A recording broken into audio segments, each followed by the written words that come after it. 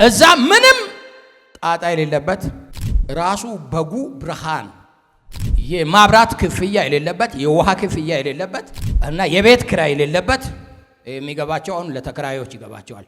ወንበር ይዞ መዞር የሌለበት የጤፍ ጉዳይ የበቆሎ የስንዴ የምን የአተር የባቄላ ምናምን የንፍሮ የቅቅል ምንም ችግር የሌለበት ሁሉ ጊዜ ጌታን እያየን የምናመልክበት ራሱ ጌታ በጉ ብርሃን የሆነ ከተማ ድንቅ ከተማ አለ። ማነው ዛሬ ነቃ ብሎ አሜን የሚለኝ? በመንገዱ እንድንሄድ የእግዚአብሔር መንገድ ደግሞ ራሱ ማን ነው? ጌታችን መድኃኒታችን ኢየሱስ ክርስቶስ። ዮሐንስ 14 ቁጥር 6 ላይ እውነትም ሕይወትም መንገድም እኔ ነኝ።